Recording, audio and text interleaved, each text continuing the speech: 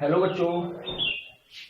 कल हम लोगों ने इससे पहले हम लोगों ने पढ़ना शुरू किया था लेक्चर नंबर 1 और लेक्चर नंबर 2 में। लेक्चर 1 इंट्रोडक्टरी वीडियो था जिसमें हमने आपको बताया कि हम लोग इलेक्ट्रोमैग्नेटिज्म पढ़ रहे हैं।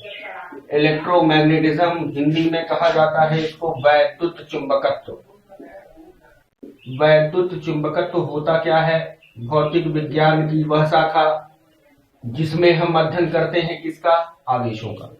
इसके बाद आपको बताया गया कि विद्युत चुंबकत्व को 3 पार्ट में तोड़कर पढ़ना चाहिए। स्थिर वैद्युतिकी, इलेक्ट्रोस्टैटिक्स, दूसरा था इलेक्ट्रोडायनामिक्स, तीसरा था इलेक्ट्रोमैग्नेटिक वेव। इन तीनों पार्ट का पहला पार्ट हम लोगों ने पढ़ना शुरू कर दिया था इलेक्ट्रोस्टैटिक्स। इलेक्ट्रोस्टैटिक्स की जो हमने शुरुआत की थी वो शुरुआत हमने की थी आवेश से। इससे पहले आपको ये बताया गया कि आवेश होता क्या है। आपको ये बताया गया कि किसी पदार्थ में प्रेरित होने वाला वह गुण जिसके कारण कोई पदार्थ अन्य वस्तु को आकर्षित अथवा प्रतिकर्षित करता है क्या कहलाता है? आवेश कहलाता है। इसके बाद फिर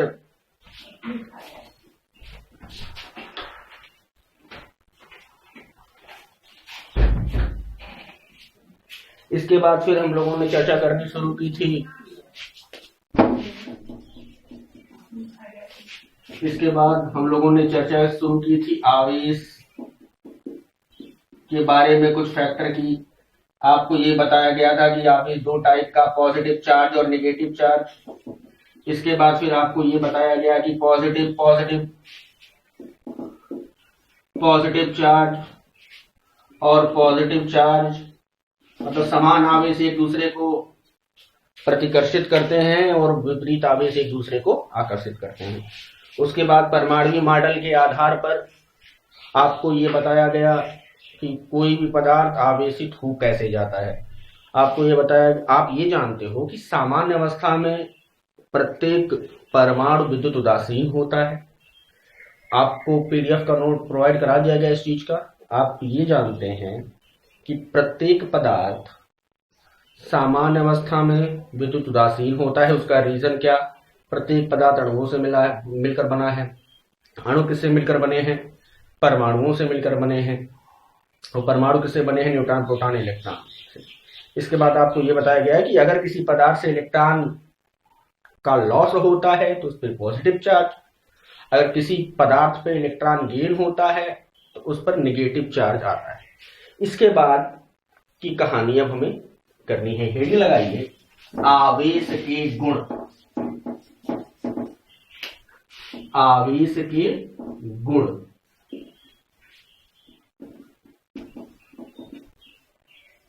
आवेश के गुण। अब सुने बेटा, जो सबसे पहला गुण है, आप अपने से सोच के बताओ, क्या बिना द्रव्यमान के हम आवेश की कल्पना कर सकते हैं? मतलब ये कि बिना द्रव्यमान के आवेश की कल्पना नहीं की जा सकती। ऐसा क्यों? आवेशित होता कौन है? पदार्थ आवेशित होता है। और आपको ये बताया गया है पदार्थ की जो बेसिक बात है, किसी भी वस्तु में या कोई भी वस्तु जिसके पास द्रव्यमान हो और स्थान घेरे पदार्थ कहलाती है। अगर उसमें द्रव्यमान होगा ही नहीं तो उस पर आवेश कैसे आएगा? तो जो पहला गुण बन के आता है या निकल के आता है वो ये कि without mass there is no charge. मतलब द्रव्यमान के बिना आवेश की कल्पना नहीं की जा सकती। आवेश की कल्पना नहीं की जा सकती। जो पहला गुण निकल के आता है, मतलब without mass there is no charge. और ये सही भी है कि अगर मास होगा ही नहीं तो पदार्थ नहीं होगा, और जब पदार्थ होगा ही नहीं तो चार्ज आएगा किस पे? तो पहला गुण क्लियर हो जाना चाहिए। अब दूसरी प्रॉपर्टी देखते हैं। अच्छा, आपसे ये कहा जाए कि इलेक्ट्रॉन मूव करने लगे तो क्या इलेक्ट्रॉन पर चार्ज कितना होता है? इलेक्ट्रॉन पर चार्ज होता है 1.6 गुणे 10 के घाते -19 कूलम। अगर इलेक्ट्रॉन गति करने लगे तो ऐसा तो होगा नहीं कि इलेक्ट्रॉन जब गति करेगा तो उस पर 3.2 गुणे 10 के घाते -19 कूलम का चार्ज आ जाएगा, संभव ही नहीं है। तो इसका मतलब किसी वस्तु की, किसी आवेशित वस्तु की गति का प्रभाव उसके आवेश पर नहीं पड़ेगा। ऐसा नहीं होगा कि आवेश गति करने लगेगा तो उसका आवेश घट बढ़ जाएगा, नहीं, ऐसा नहीं होता। अगर अल्फा कण 3.2 गुणे 10 के घाते -19 कूलम मूव कर रहा है, किसी भी स्पीड से मूव करे, ऐसा कभी नहीं होगा कि उसका आवेश घट बढ़ जाएगा। आवेश हमेशा स्थिर रहता है उस मटेरियल का या उस पदार्थ का या उस कण का। इसका मतलब जो दूसरा गुण निकल के आएगा वो ये कि किसी पदार्थ की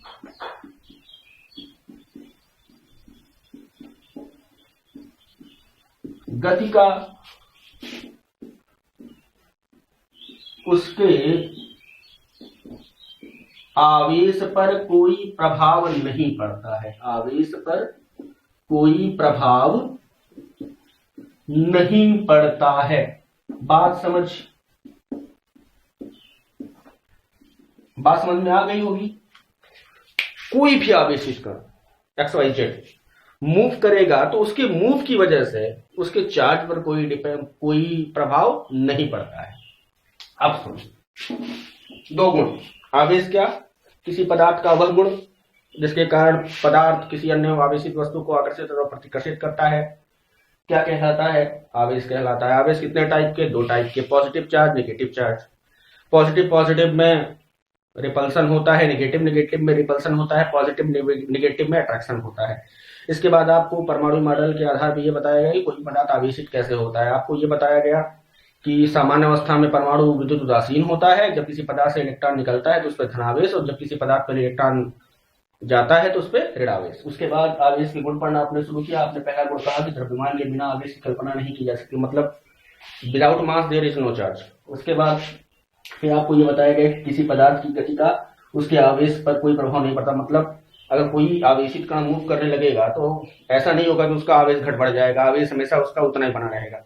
एग्जाम्पल के रूप में अगर प्रोटॉन के ऊपर 1.6 × 10⁻⁹ कूलम है और वो मूव करने लगे तो ऐसा नहीं होगा कि उसमें 3.2 गुणे 10 के घाते -19 कूलम का धनावेश आ जाएगा। आवेश उसका उतना ही रहेगा, 1.6 × 10⁻⁹ कूलम। इतना नोट करिए, फिर आगे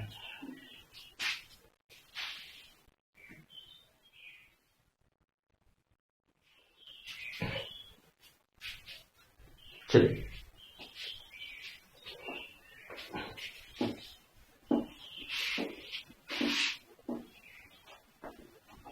तीसरा गुण बेटा, तीसरा गुण जो है वो ये होता है कि आवेश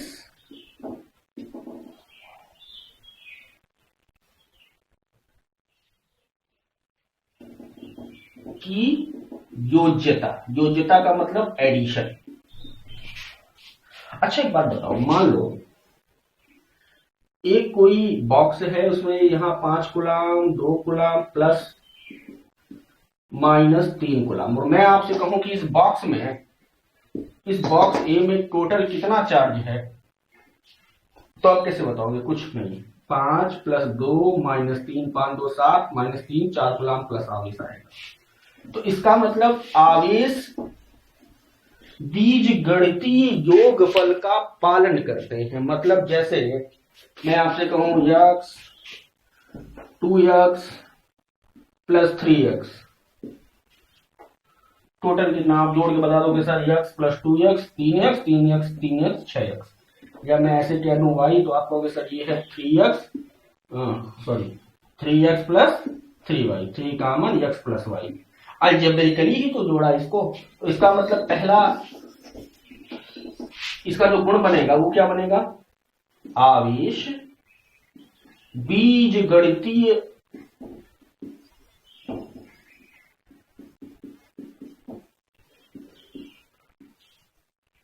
योगफल का पालन करते हैं। मतलब जैसे आप अलजेब्रिकली जोड़ते हो मैथमेटिक्स में, वैसे आप चार्ज को भी जोड़ोगे। योगफल का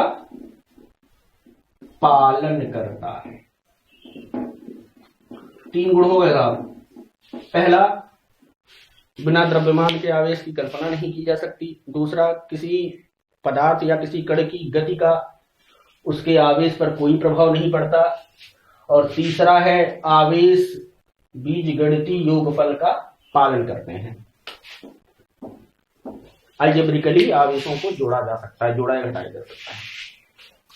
अब चौथा, अच्छा मान लो मैं कहूं ये बॉक्स है, इसमें 2 कण हैं, कण ए, कण बी, कण सी। इसमें मान लो प्रारंभ में 2 coulomb plus 3 coulomb minus 4 coulomb. 2 coulomb, 3 coulomb minus 4 coulomb, ये पहला है प्रारंभिक आवेश।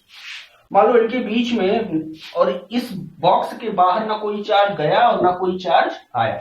और मैं कहूं इन कणों के बीच अन्योन्य क्रिया हुई, इन कणों के बीच कुछ अपना आदान प्रदान हुआ। इसके बाद इसमें हो गया 3 कूलाम, इसमें हो गया 5 कूलाम। और मैं आपसे कहूं कि इस पर कितना चार्ज आएगा, आप अपने से जोड़ के बताओ, करके बताओ। देखो प्रारंभिक चार्ज कितना था, 2, 3, 5 माइनस 4, 1 कूलाम का। ठीक, बाद में कितना हो गया, 3 कूलाम इस पे हुआ, 5, 3, 8। तो इसका मतलब ये प्रारंभिक आवेश बराबर होता है अंतिम आवेश। प्रारंभिक आवेश बराबर होता है अंतिम आवेश।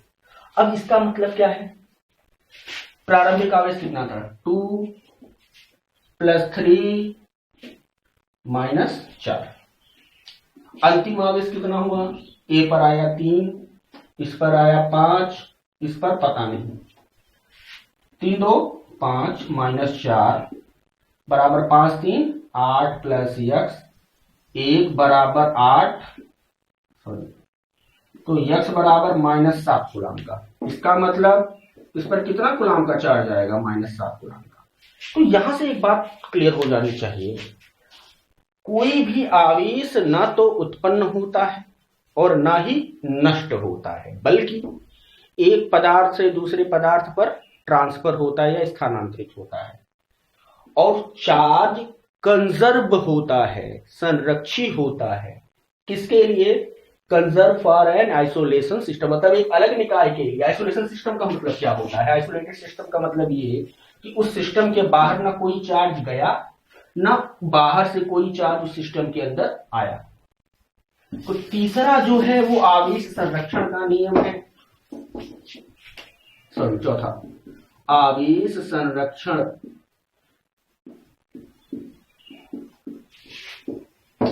या ऐसे सीधे सीधे लिखो ना, आवेश संरक्षित होता है। आवेश संरक्षित होता है, इसका मतलब क्या है, आवेश ना तो उत्पन्न होता है और ना ही नष्ट होता है। ऐसा थोड़ी ना हो गया भैया इलेक्ट्रॉन की मृत्यु हो गई, इलेक्ट्रॉन मर गया, ऐसा तो होगा नहीं।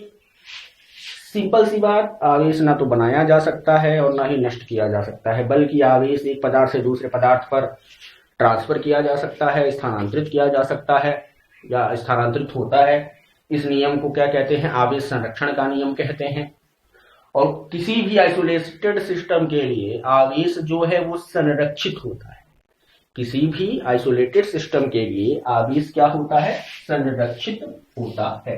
नोट करिए, ये चौथा गुण। पांचवा गुण, आवेश क्वांटीकृत होता है। आवेश क्वांटीकृत होता है। अब इसका क्या मतलब है, आवेश क्वांटीकृत होता है।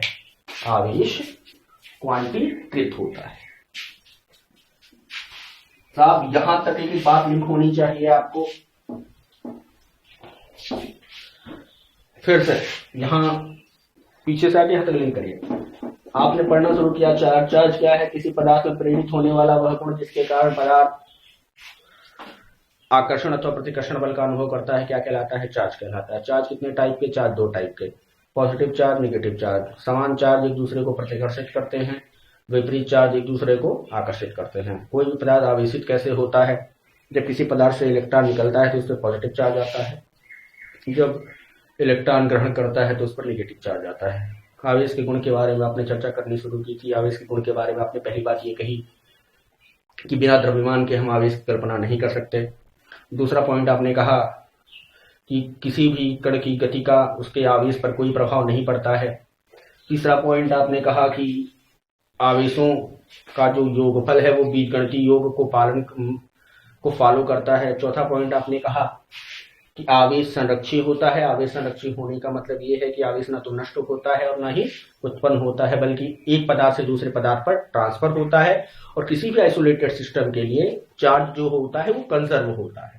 आइसोलेटेड सिस्टम का मतलब एक ऐसा निकाय, एक ऐसी जगह जिसमें कई सारे आवेश हों और उस सिस्टम के बाहर ना कोई आवेश गया हो, ना उस सिस्टम में कोई आवेश प्रवेश किया।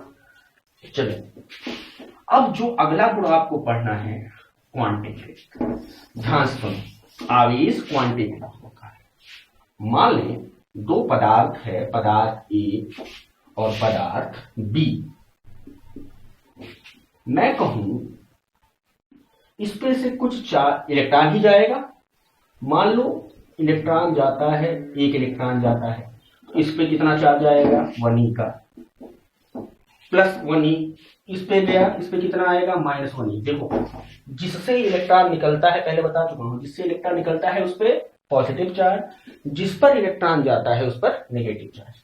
मान लो दो इलेक्ट्रॉन गए, इसमें +2e, इस पे -2e। 3 इलेक्ट्रॉन गए, इसमें +3e, इस पे -3e। n इलेक्ट्रॉन गए, इस पे ne, इस पे +ne, इस पे -ne। इसका मतलब किसी, देखो, क्वांटा का मतलब होता है पैकेट। क्वांटा मीन्स होता है packet. Quanta refer to packet, packets. Quantum होता है packet. Quantum means packet, quanta मतलब पैक, कई सारे पैकेट्स, बहुवचन है। अब ऐसा कभी नहीं होगा कि इस पे 1.5 इलेक्ट्रॉन। अब इलेक्ट्रॉन तोड़ोगे क्या? कि देखो, प्रकृति ने सबसे छोटा आवेश इसको दिया है, इलेक्ट्रॉन को। मतलब उससे छोटा आवेश हमारे पास है ही नहीं। छोटा आवेश कहने का मतलब जो कण को दिया गया आवेश है। ऐसा तो नहीं होगा भैया इसमें से 1.5 इलेक्ट्रॉन निकल के चले जाएंगे। इलेक्ट्रॉन को तोड़ोगे क्या? सबसे छोटा आवेश किसको दिया है प्रकृति नेचर ने? इलेक्ट्रॉन को।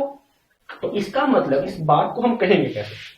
किसी पदार्थ पर आने वाला जो आवेश है, किसी पदार्थ पर आने वाला आवेश इलेक्ट्रॉन के आवेश का पूर्ण गुणज होता है। किसी भी पदार्थ पर आने वाला आवेश, किसी भी पदार्थ पर आने वाला आवेश इलेक्ट्रॉन के आवेश का पूर्ण गुणज। पूर्ण गुणज का मतलब 1e, 2e, 1, 2, 3, 4, 5, 6 n। ऐसा कभी नहीं होगा कि इस पे 1.5 इलेक्ट्रॉन का चार्ज आ जाए। मैं कहूं किसी पदार्थ पे 6.5e का चार्ज है, गलत बोल रहा हूं। मैं कहूं 100.56 इलेक्ट्रॉन का चार्ज है, गलत बोल रहा हूं। मैं कहूं 1e का सही, मैं कहूं 2e का सही, मैं कहूं ne का सही। इसका मतलब क्या? किसी पदार्थ पर आने वाला आवेश इलेक्ट्रॉन के आवेश का पूर्ण गुणज होता है। तो जो आपने ये प्रॉपर्टी लिखी है, पांचवा, आवेश क्वांटीकृत होता है। क्वांटीकृत का मतलब क्या? किसी भी पदार्थ पर आने वाला आवेश इलेक्ट्रॉन के आवेश का पूर्ण गुणज होता है। नोट करें।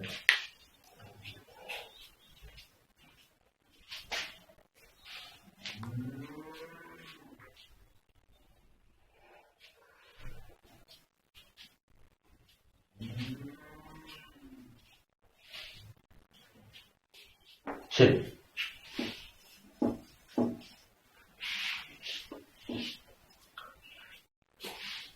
यहाँ तक आवेश के गुणों की जो चर्चा है वो क्लियर हो जानी चाहिए पूरा। अगर रिपीट अगर आपको करना हो वहां से स्टार्टिंग से लेकर यहाँ तक, कुछ लोग मुझसे कह रहे थे सर वीडियो का लिंक दीजिए, वीडियो का लिंक दीजिए।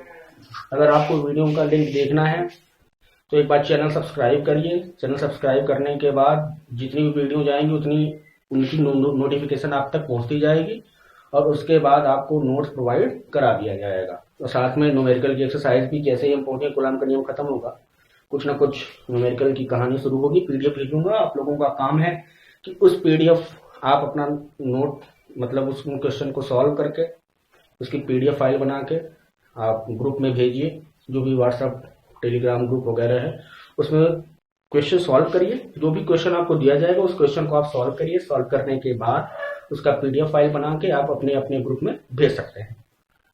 जो भी प्रॉब्लम या तो ग्रुप में या तो यहीं कमेंट में आप पूछ लीजिए। उसके बाद सॉल्यूशन इसका जो भी न्यूमेरिकल आपको कल से मिलने लगेगा, जैसे ये वीडियो आप तक रात वक्त तक लगभग पहुंच जाएगी, जो अभी बना रहा हूँ लगभग 4 साढ़े 4 बजे के आसपास आपको ये वीडियो नियर अबाउट आज रात तक या कल मॉर्निंग तक प्रोवाइड हो जाएगी। साथ में पीडीएफ नोट वगैरह भी प्रोवाइड हो जाएंगे। उसके बाद वो करने के बाद आपको न्यूमेरिकल की एक्सरसाइज दी जाएगी, आप न्यूमेरिकल करेंगे। जो न्यूमेरिकल नहीं आएगा उस क्वेश्चन का नंबर, क्वेश्चन नंबर और जो क्वेश्चन आपने सॉल्व किए हैं उसकी पीडीएफ फाइल बना आप सॉल्व करेंगे। सॉल्व करने के बाद पीडीएफ बना के आप अपने अपने ग्रुप में भेजेंगे, और जो भी प्रॉब्लम है आप उससे ये क्वेश्चन पूछेंगे। ठीक, चलिए जहां तक आपने पढ़ा है उस बात को लिंक करिए, एक एक पॉइंट लिंक करिए। हमने स्टार्टिंग से पढ़ना शुरू किया था। ये चीज इसलिए रिपीट कर रहा हूं ताकि जो लोग ये वीडियो पहली बार देख रहे हैं या जिन्होंने पहली बार सब्सक्राइब या लाइक्स, जिन लोगों ने पहली बार सब्सक्राइब किया है वो लोग इस चीज को समझ सके, देख सके। आपको एक बात बताई गई, हमने फिजिक्स पढ़ना शुरू किया। फिजिक्स में मैंने कहा दो पार्ट में ये पहला पार्ट है जिसका नाम है इलेक्ट्रोमैग्नेटिज्म। मैंने कहा इलेक्ट्रोमैग्नेटिज्म क्या है? भौतिक विज्ञान की वह शाखा जिसमें हम चार्ज का अध्ययन करते हैं, आवेश का अध्ययन करते हैं, क्या कहलाता है? इलेक्ट्रोमैग्नेटिज्म कहलाता है। इसके बाद आपको बताया गया इलेक्ट्रोमैग्नेटिज्म को 3 पार्ट में तोड़कर पढ़ना चाहिए। पहला था इलेक्ट्रोस्टैटिक्स, दूसरा था इलेक्ट्रोडायनेमिक्स, तीसरा था इलेक्ट्रोमैग्नेटिक वेव। इलेक्ट्रोस्टैटिक्स कब पढ़ते हैं? जब हम स्थिर चार्ज मतलब किसी रुके हुए चार्ज का अध्ययन करें तो वो किसके अंतर्गत आता है? वो इलेक्ट्रोस्टैटिक के अंतर्गत आता है। उसके बाद फिर हमने चर्चा करनी शुरू की थी आवेश की। आवेश के बारे में आपको ये बताया गया कि किसी भी पदार्थ पर प्रेरित होने वाला वह गुण जिसके कारण पदार्थ किसी अन्य आवेशित वस्तु को आकर्षित अथवा प्रतिकर्षित करता है, क्या कहलाता है? आवेश कहलाता है। देखो कहीं कहीं डिफिनीशन ये बताई जाती है कि जिसके कारण वैद्युत क्षेत्र या चुंबकीय क्षेत्र उत्पन्न होता है। बिल्कुल सही है। तो बेटा जब अभी तक जैसे यहां से चल के वैद्युत क्षेत्र तक लिंक करिए, क्योंकि आगे मैंने आपको स्टार्टिंग में बताया था इलेक्ट्रोस्टैटिक्स में इलेक्ट्रिक फील्ड पढ़ते हैं, इलेक्ट्रोडायनेमिक्स में मैग्नेटिक फील्ड पढ़ते हैं, और इलेक्ट्रोमैग्नेटिक वेव में दोनों को मिला के पढ़ते हैं। तो इसलिए जैसे कुछ किताबों में ये डिफिनीशन है कि आवेश किसी भी वस्तु का वह गुण है जिसके कारण पदार्थ में या पदार्थ के चारों तरफ वैद्युत क्षेत्र और चुंबकीय क्षेत्र उत्पन्न होता है, आवेश कहलाता है। तो उसको लिए बहुत ज्यादा परेशान होने की जरूरत नहीं है आपको। अगर आपने वो चीज की बुक में देखी या कहीं देखी है वो बिल्कुल सही है, लेकिन मैंने जानबूझ के वो डिफिनीशन नहीं आपको बताई क्योंकि अभी इलेक्ट्रिक फील्ड आप तक आई ही नहीं है। जब इलेक्ट्रिक फील्ड एक मरतबा आ जाएगी तब वहां चीजें आपको बताऊंगा कि कैसे ग्रेविटेशनल वगैरह ये तमाम चीजें, फील्ड कितने टाइप की, कौन सी फील्ड आपने पढ़ी है, कौन सी नहीं पढ़ी है, कौन कौन सी पढ़नी है, तो वो उस चीज की चर्चा वहां होगी। खैर छोड़िए। फिर उसके बाद आपने आवेशों के गुण की चर्चा करनी शुरू की। फिर से आवेश किसी पदार्थ का वह गुण जिसके कारण पदार्थ किसी अन्य वस्तु को आकर्षित और प्रतिकर्षित करता है, आवेश कहलाता है। आवेश 2 टाइप के, पॉजिटिव चार्ज, नेगेटिव चार्ज। उसके बाद फिर आपको ये बताया गया पॉजिटिव नेगेटिव एक दूसरे को आकर्षित करते हैं, पॉजिटिव एक दूसरे को प्रतिकर्षित करते हैं, मतलब समान आवेश एक दूसरे को प्रतिकर्षित तथा विपरीत आवेश एक दूसरे को आकर्षित करते हैं। उसके बाद की फिर कहानी हमने करनी शुरू की। कोई वस्तु आवेशित कैसे होता है? आप जानते हैं सामान्य अवस्था में किसी भी पदार्थ पर कोई आवेश नहीं होता, जब किसी पदार्थ से इलेक्ट्रॉन निकलता है तो उस पर पॉजिटिव चार्ज, जब किसी पदार्थ पर इलेक्ट्रॉन जाता है तो उस पर निगेटिव चार्ज। उसके बाद फिर आपने कहानी करनी शुरू की कि बिना द्रव्यमान के आवेश की कल्पना नहीं कर सकते। पॉइंट नंबर 1 था। पॉइंट नंबर 2 था कि अगर कोई भी आवेशित कण गति करे तो उसकी गति का उसके आवेश पर कोई प्रभाव नहीं पड़ता। फिर आपने ये बताया कि आवेश बीजगणितीय योगफल का पालन करता है। चौथा आपने बताया कि आवेश संरक्षित होता है, मतलब आवेश को न तो नष्ट कर सकते हैं और ना ही उत्पन्न कर सकते हैं, बल्कि एक पदार्थ से दूसरे पदार्थ में ट्रांसफर होता है। फिर आपको ये बताया कि आवेश क्वांटीकृत होता है। फिर से सुनिए, क्वांटीकृत का मतलब होता है कि किसी भी पदार्थ पर आने वाला आवेश इलेक्ट्रॉन के आवेश का पूर्ण गुणज होता है। पूर्ण गुणज का मतलब या तो 1e आएगा या तो 2e 3, जैसे 1 2 3 4 5 ये तमाम जो संख्याएं हैं वो पूर्ण संख्याएं हैं। और पूर्ण संख्या किसको कहते हैं आपको पता है। तो 1.5 इलेक्ट्रॉन का आवेश कभी नहीं आएगा, 3.75 इलेक्ट्रॉन का आवेश किसी भी पदार्थ पर कभी नहीं आएगा। अब इसके बाद कुछ छोटे छोटे पॉइंट हैं जो आपको बताने हैं, या नोट हेडिंग लगा के देखो। सामान्य तौर पर आवेश को क्यू अक्षर से प्रदर्शित करते हैं। किसे प्रदर्शित करते हैं? क्यू अक्षर से प्रदर्शित करते हैं। दूसरा पॉइंट, आवेश का सबसे बड़ा मात्रक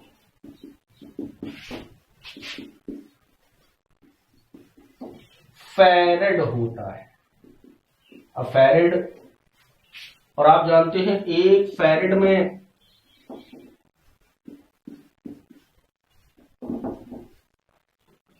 96,500 कूलाम आवेश होता है लगभग।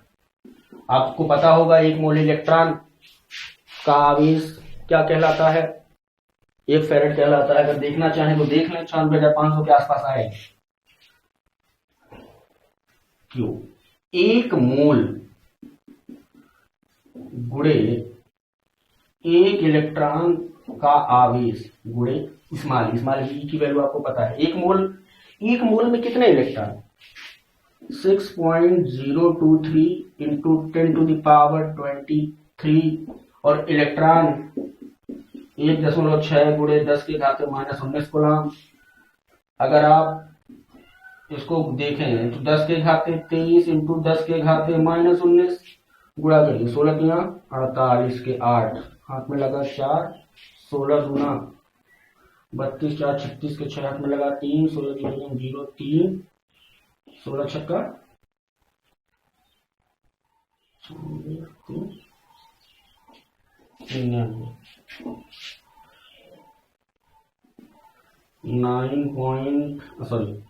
99.368 इंटू 10⁻4।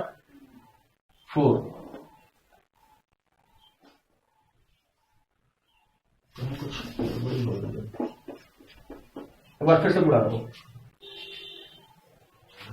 16 × 48 के 8, हाथ में लगा 4, 16 गुना 32, 4 36 के 6, हाथ में लगा 3, 16 0 0 3, 16 छक्का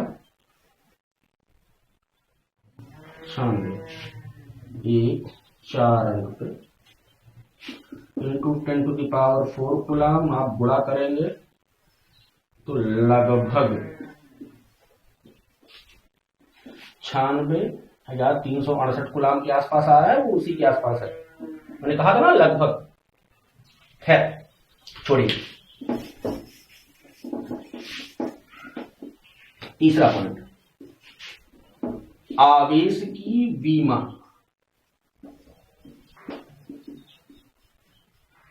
सुनो, आवेश बराबर होता है विद्युत धारा गुणे समय। बेटा विद्युत धारा की विमा क्या होती है? ए। समय की विमा क्या होती है? टी। गुणा करोगे क्या आएगा? ए। नोट करिए।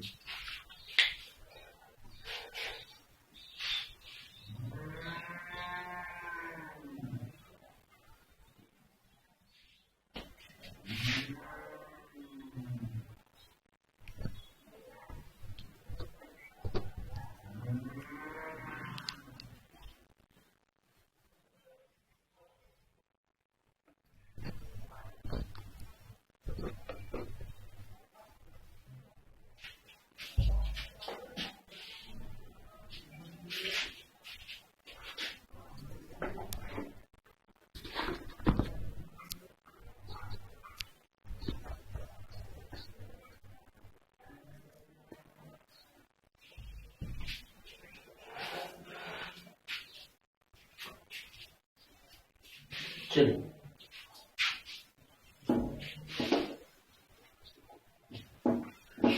यहां कहानी खत्म होती है आवेश की। एक आध पॉइंट अगर छूटा होगा तो वो नोट में आपको प्रोवाइड हो जाएगा। आइए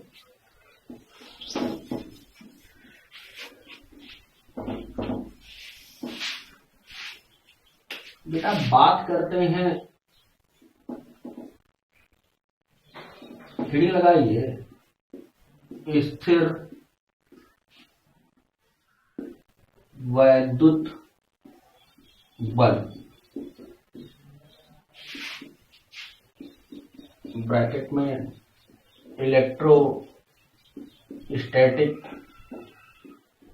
फोर्स, इलेक्ट्रोस्टैटिक फोर्स। सुनो मेरी बात, मान लो दो चार्ज है, एक है Q1 और एक है Q2। इस पे प्लस है, इस पे भी प्लस है। आप जानते हैं दो समान एक दूसरे को प्रतिकर्षित करेंगे, मतलब ये इसको इधर धकेलेगा, ये इसको इधर धकेलेगा। ये है फोर्स ऑन वन, ये है force on one due to two, और ये है force on two due to one. मतलब इस पर इसके कारण बल, इस पर इसके कारण बल। अब अगर मैं आपसे कहूं ये दोनों रुके हुए चार्ज हैं, ये भी रुका हुआ है, ये भी रुका हुआ है। अब जैसे ही ये दोनों एक दूसरे को दूर किया तो किसी ना किसी फोर्स से किया, तो वही जो फोर्स है वही है इलेक्ट्रोस्टैटिक फोर्स। अब इसको कैसे आप कहोगे?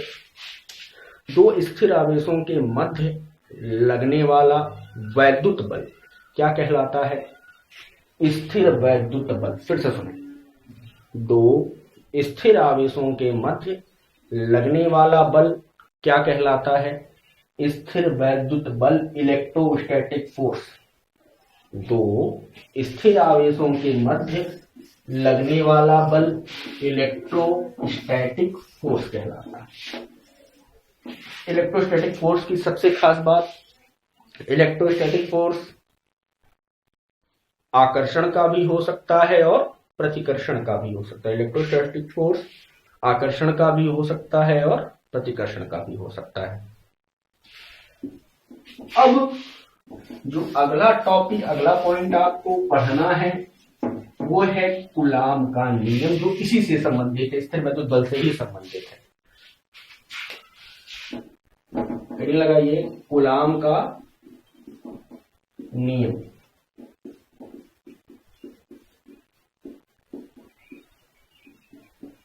कूलाम का नियम।